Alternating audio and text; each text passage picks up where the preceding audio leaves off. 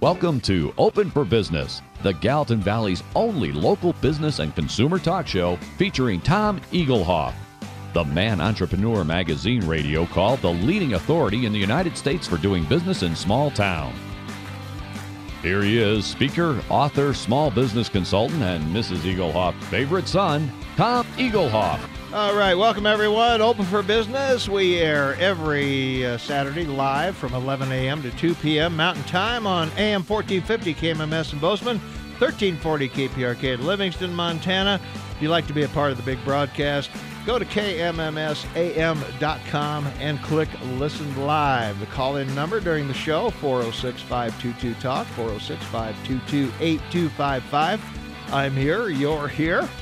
Let's get the show on the road. Let's get back to Open for Business on News Radio AM 1450 KMMS Bozeman. Lines are open at 522-TALK. That's 522-8255. Here he is. He's big, he's bad, and he's open for business. Tom Eaglehoff. All right, it is 24 minutes before the top of the hour. Saturday, July 22nd, 2017. It is 76 degrees outside. It is smoky and nasty. A lot of fires in the area are going on right now, so be careful out there with handling any combustibles.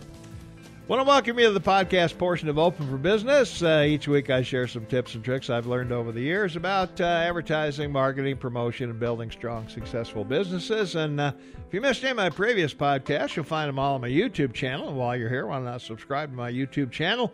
And you'll never miss another weekly podcast. You'll also find a link to my podcast on my website that 3,000 people visit each day at smalltownmarketing.com. That's smalltownmarketing.com.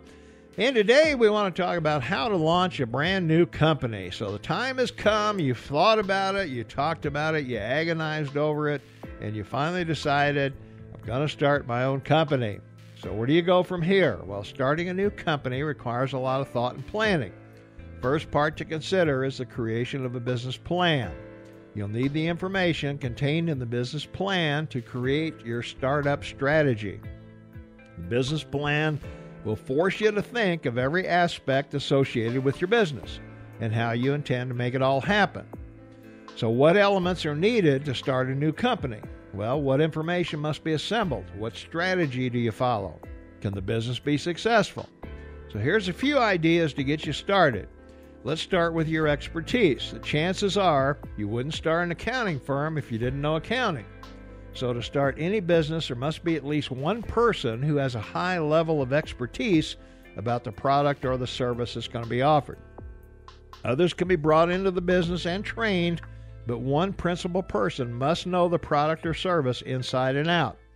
This person must also be prepared to keep abreast of the advances and changes within the industry in order to keep the company up to date and competitive. So what's your product or idea?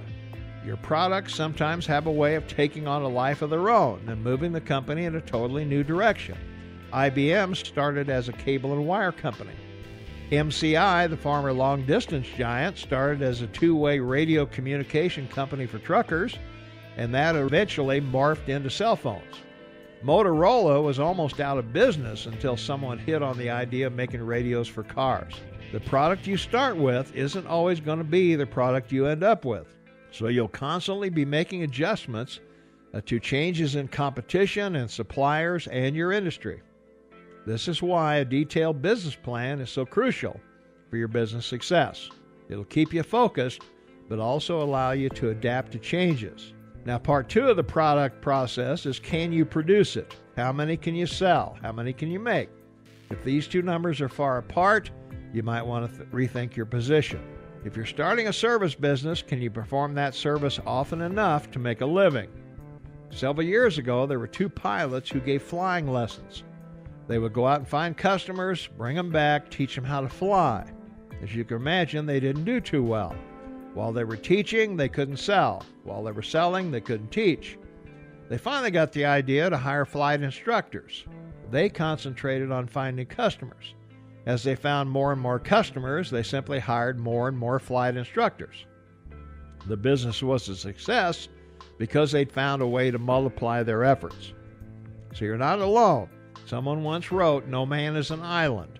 That's especially true in business. I can't name a single business person I've known in 50 years who ran a business without the help or advice of others from time to time. The secret is to make sure the people giving you the help or advice are qualified to do so. So before you start your business, set up an advisory board to look over your business and make suggestions. Surround yourself with people who've done what you want to do and talk to them on a regular basis. They'll often see things you may have overlooked. These should be friends, business associates, and qualified advisors. Your accountant, your attorney, your banker should be included if possible. They all have a vested interest in your success. Most experts agree business failures are based on two major elements: bad management and/or lack of capital. Remember our first element above, expertise? I said at least one person in the business has to have the expertise to handle the products and services. Well, in a new business startup, you're going to be faced with business procedures that you don't know anything about.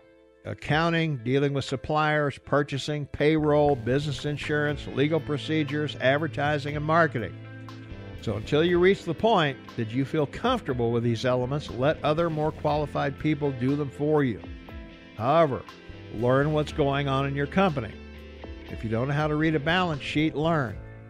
And last but not least, don't forget customers. No business can exist without customers. How to get them and where they come from is another challenge to many new business owners.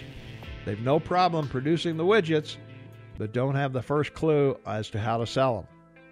Not everyone is a people person, someone who talks easily to others. If you're not a people person, you either need to become one or hire people who are to represent your company.